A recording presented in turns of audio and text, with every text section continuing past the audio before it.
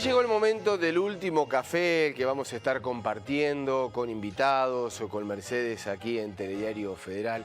Y en este caso tiene que ver con algo que nos venimos ocupando y que tiene sus consecuencias realmente muy, pero muy importantes. Estamos hablando de los daños ambientales y cuando decimos que nos venimos ocupando es a raíz justamente de los incendios en los humedales. Una situación que no mejora y en muchas situaciones algunos hasta hablan de ecocidio, pero además hay otras situaciones, Mercedes, como la de derrames de petróleo, la responsabilidad social, también que por supuesto nos vamos a ocupar. Vamos a darle la bienvenida a quienes van a acompañarnos en este último café. Mauricio Cocolo Rueda, que es docente de la Universidad de Flores. Mauricio, ¿cómo estás? Buenos días. Hola, muy buenos días, ¿cómo están? Un placer. Y también bienvenido Matías Cacciavilliani, que es integrante del Parque Ecológico Urbano de nuestra ciudad. Matías, hola. Muy buenos días, muchas gracias por la invitación. Bueno, muchas gracias a ambos. Gracias a los dos. Muchas gracias a ambos por estar participando de este último café. Bueno, ¿cuántas situaciones en el medio de la pandemia están estas situaciones ambientales, en Mauricio, que seguramente generan muchísimos inconvenientes? Sí, la verdad que por un lado se habla de la pandemia como una cuarentena más que la pandemia. Se habla de la cuarentena como un respiro para la naturaleza, ¿no? Porque cesó un poco el consumo, la locura del transporte diario, de estar corriendo a cumplir horarios, pero por otro lado vemos que hay cosas que no cesan, desde la generación de cantidades enormes de residuos que deberían ser tratados como biopeligrosos, todo lo que tiene que ver con tapabocas, guantes, todo este tipo de residuos que deberían ser tratados con una metodología especial. Y por otro lado vemos esto, o sea, vemos que el desmonte no para, vemos que se siguen extrayendo maderas ilegalmente de muchos lugares, vemos que los incendios forestales no paran. Hace más o menos un año estábamos hablando de los incendios del Amazonas, estábamos hablando de toda esta problemática. Hace unos meses se habló de los incendios forestales en el área de Chernóbil y resulta que no necesitamos irnos tan lejos, ¿no? Las islas del Delta, la provincia de Buenos Aires, estamos llenos de problemas ambientales y de incendios forestales acá mismo en Argentina, que es un problema bastante serio. Muy serio. Matías, también te sumamos a la charla, porque sobre todo cuando uno piensa que además en la mayoría de los casos son intencionales, o sea que es responsabilidad del ser humano. Encima, en medio de esta pandemia, este contexto que el mundo entero está perjudicado y preocupado por este tema, estos problemas también con nuestra naturaleza, ¿no? Con nuestro suelo, que después es imposible revertir también todas las consecuencias que tiene. Sí, así es. Somos responsables de casi el 100% de las cosas que están pasando. Hay un 5% por ahí que no podemos controlar, pero un 95% de cosas que sí. Bueno, este derrame de petróleo, por ejemplo, en las Islas Mauricios, es terrible tanto ambientalmente como para las personas, porque las personas ahí viven de la pesca, viven mucho del mar, del turismo. Y bueno, y un oceanógrafo dijo que aparentemente en 10 años... si las cosas van bien, podría volver todo ese ambiente de coral a ser lo que era. La isla Mauricio está ahí en el Océano Índico y es muy conocida por el pájaro dodo. No sé si reconocen este animalito, un ave que no volaba. Bueno, fue extinta por los seres humanos, cazada hasta la muerte. Y otro problema que tiene esta isla es las especies invasoras. Son especies que naturalmente no estaban ahí, pero fueron llevadas por el ser humano y ahora se encuentran en la isla desplazando o extinguiendo las especies nativas que antes estaban en la isla. Mauricio, volviendo a nuestro país, volviendo a estas situaciones que vos bien marcabas, porque tenemos que estar hablando del desmonte, tenemos que estar hablando de los incendios en los humedales, mucho y lo que dijo Mercedes, ¿no? Hay una actuación del hombre allí muy fuerte, inentendible, pero mucho también tiene que ver la política, es decir, estamos actuando políticamente como se debe, están las leyes, las protecciones, y más allá de que estén esas leyes, porque a veces están los controles para hacerlas cumplir, están las penalizaciones para quienes no los cumplan.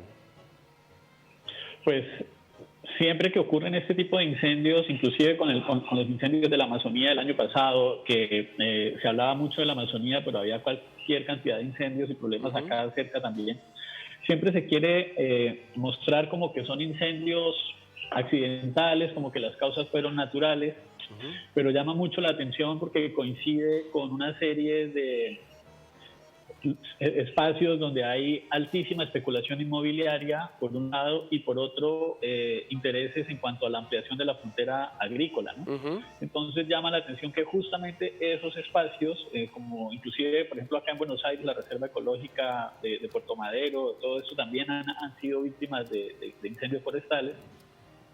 Y llama la atención eso, que justamente se quiere hacer creer, se muestra como que son incendios espontáneos, que no hubo intervención humana, pero después coincide con esto, con zonas que tienen una altísima especulación inmobiliaria. Existen los mecanismos para esto, pero son un poco letra muerta. A mí me parece que independientemente de cuál es la idea política de cada uno, yo no me quiero meter en esa discusión, sí hace falta exigirle al gobierno de turno que haga valer las leyes que van a favor de la protección ambiental. Nosotros no podemos, leyes hay muchas, pero el tema es que no se aplican. Claro. Está la ley de bosques que existe desde hace casi ya 10, 12 años y está, pero sigue habiendo extracción ilegal maderera de Formosa, de Misiones, y no para. O sea, parece que fue una actividad esencial porque se siguen sacando maderas ilegales. Basta con entrar a páginas por internet y poner madera de quebracho, madera de algarrobo, y sale cualquier cantidad de ofertas y se sabe que son maderas sacadas explotadas de manera no sostenible. Matías, ¿y la consecuencia para la fauna también, que es importantísima?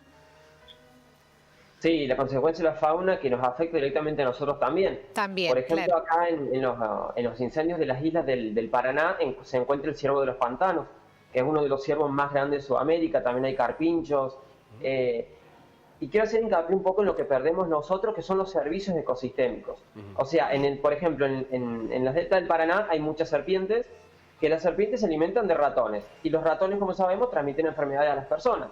Entonces, las serpientes por ahí no pueden escapar mucho de los incendios, se queman, y algunos ratones sí escapan y van directamente a las ciudades o a lugares donde no haya fuego, que normalmente ahí estamos nosotros. Entonces perdemos el servicio ecosistémico del control biológico de las serpientes que hacen para con los roedores. Entonces está bueno sentirnos parte del ecosistema, saber que nos afecta directamente a nosotros también la pérdida de biodiversidad. Mauricio, el tema del ecocidio, ¿es una exageración? Y no, yo estoy totalmente de acuerdo con Matías. Resulta que la naturaleza tiene unos ciclos y, a ver, el tema de quemar el suelo es algo que no es nuevo. Eso es algo que se utilizaba, los antiguos europeos, los irlandeses, los ingleses usaban esta técnica de quemar el suelo. Cuando yo estoy quemando el suelo, a ver, ¿cómo lo explicamos? La combustión es un proceso muy acelerado de oxidación de materia orgánica. Entonces, a partir de ahí se están liberando nutrientes que se liberan de una manera muy rápida, muy efectiva, y quedan disponibles para una cosecha. Pero, así como yo quemé todo, estoy arrasando, así como liberé los nutrientes de una manera muy rápida, arrasé con todos los micro y macroorganismos que viven en el suelo, las raíces de las plantas, los insectos, las lombrices, los hongos, las bacterias, todos esos macro y microorganismos que viven en el suelo y que son los únicos capacitados para hacer que esos nutrientes que se consumen hoy en una cosecha se renueven y estén disponibles para dentro de un año o 2 o 3. Cuando yo quemo el suelo, estoy acabando la posibilidad de su autorregeneración, y por otro lado estoy destruyendo el hábitat de la fauna. Muchos animales, los que pueden volar, vuelan, y pasa lo que dice Matías, llegan a las ciudades, pero muchísimos mueren calcinados dentro de los incendios. Y estamos hablando de especies que, por ejemplo, en el Amazonas ocurre que se descubren especies cada tanto tiempo, se dicen que se llegan a descubrir 5, 6, 7 especies nuevas por año. Estamos perdiendo un recurso supremamente valioso que ni siquiera conocemos, que ni siquiera hemos terminado de identificar y de cuantificar. Entonces, el tema del ecocidio es muy serio. Y, por otro lado, cuando se termina el incendio forestal, el suelo queda completamente cubierto de ceniza, Y cuando viene la época de lluvias, esa ceniza va directamente a los cuerpos de agua. Entonces tenemos la parte 2 de la tragedia ambiental. Primero, el fuego que arrasó con el ecosistema. Segundo, la lluvia que arrastra la ceniza y estamos perdiendo calidad de agua, estamos perdiendo la vida acuática y, por supuesto, la disponibilidad de agua potable para las comunidades aledañas. ¿Cuánto tiempo se necesita para recuperar un suelo después de un incendio así semejante? Se habla de 500.000 hectáreas que ya se han quemado. Sí. Pues el año pasado se hablaba de más o menos entre 200 y 250 años para recuperar el Amazonas. Y más o menos va por ahí el tema, porque si estamos hablando de árboles, cuando hace unos años también, en 2014, hubo la quema en el incendio forestal en el Parque Nacional de los Alerces, sí, y se hablaba de árboles que tenían más de 500 años de vida. Si yo estoy perdiendo un árbol que tiene 500 años de vida, ¿cuántos años necesito para recuperar ese ecosistema? Empezando porque las condiciones ambientales de hoy en día no son iguales a las que tuvo ese árbol hace 500 años para crecer y desarrollarse. Entonces estamos hablando de daños que son, primero, muy difíciles de cuantificar y segundo, pueden llegar a ser irreversibles. Bueno, lo que nos lleva a tomar muchísima responsabilidad social, ¿no? Este término tan utilizado en esta pandemia, pero también para lo ambiental, ¿no? Ser responsables de nuestro ambiente y todo lo que cuesta para poder recuperarlo. Realmente es trágico lo que se está viviendo en este tipo de situaciones allí en el Delta, como en algunos otros puntos también del planeta. Sí, nosotros podemos ayudar de muchas maneras. Si bien no estamos ahí en el lugar de los incendios, pero el ecosistema está en todo el planeta. Somos muchas personas divididas en todo el mundo y haciendo pequeños cambios cada uno podemos ayudar. Claro. Bueno, fíjate. Un ejemplo, por ejemplo, sería no abandonar nuestras mascotas, porque los animales domésticos liberados en un ambiente natural se convierten en una especie invasora que termina con las especies nativas del lugar. Está bien. Por ejemplo, a nuestros gatos podemos ponerles un collar con un cascabel para que cuando el gato vaya a cazar el pajarito, el cascabel le haga ruido y el pajarito salga volando, y así protegemos y podemos convivir todos juntos. Pensaba, Matías, en lo que pasó al comienzo de esta pandemia, ¿no? Que empezamos a sorprendernos por imágenes que veíamos de animales libres, de aguas limpias en algunos lugares, y pensamos, bueno, quizás eso es lo positivo de todo esto, de mantenernos tan encerrados los seres humanos, que la naturaleza se siente libre, no contaminada y no avasallada por el hombre, ¿no? Pero bueno, lamentablemente siguen ocurriendo cosas como las que estamos hablando ahora que entorpecen esa etapa que parecía que era como un renacer de la naturaleza en muchos ámbitos. Sí, esas imágenes contrastan muchísimo con las que después se vieron de guantes, tapabocas, flotando en el mar, las costas cubiertas completamente con basura. El hecho de que ahora estamos en casa y entonces nos dicen que no podemos salir, entonces en lugar de salir yo estoy todo el tiempo, salir a comprar, yo estoy todo el tiempo pidiendo, entonces las cosas que me llegan a casa por envío a domicilio todo bien empacado, casi siempre en plástico. Entonces como que de un lado veíamos el puma que corría feliz por un lugar de estacionamiento en Santiago de Chile, pero por otro lado también vemos estas cantidades que aparte son residuos de riesgo biológico. Ya lo dije hace un momento y quiero insistir en eso. Cuando yo estoy hablando de los famosos tapabocas, si nosotros no somos un personal de riesgo, o sea, si no somos personal médico, no se justifica que estemos usando tapabocas descartables. Podríamos usar tapabocas de tela que sean lavables, salir de casa lo menos posible para evitar cualquier riesgo, para minimizar el riesgo, y permitir o dejar que los tapabocas que son descartables los usen realmente las personas que los necesitan. Mauricio, yo puedo tener mi tapabocas de tela y lavarlo y reutilizarlo para evitar descartar ese tipo de residuos. Y haces hincapié en eso y justamente te quería preguntar, porque ya lo hiciste en el comienzo de la conversación. Hay muchas situaciones cotidianas que observamos con elementos que son altamente contaminantes y que debemos dejar de usar.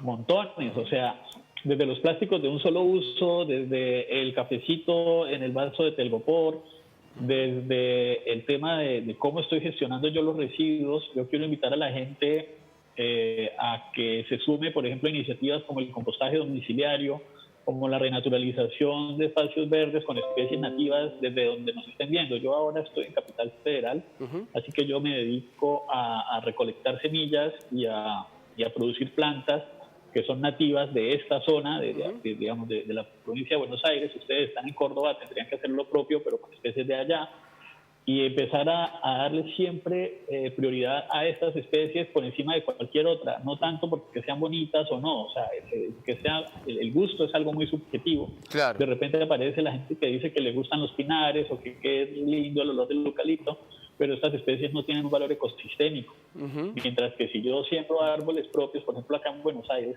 que sembramos el tala, que es el árbol emblemático, hay más de 25 especies entre animales y vegetales que casi que dependen del tala y que viven a raíz de que el tala está, porque se alimentan de su fruto, porque los pájaros construyen los nidos en sus ramas, porque hay mariposas las orugas se alimentan de sus hojas, y si el tala no está, las especies no están.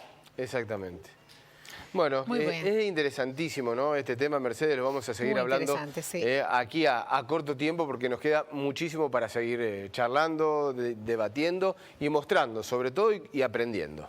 Matías, abrazo. Mauricio, un placer también. Muchísimas gracias. Muchas gracias, un placer. Muchísimas gracias. Hasta luego. Muchísimas gracias a ustedes, y si me permiten, yo quiero invitar a la gente a que siga las redes sociales. A mí me encuentran como @Mauricio1CR.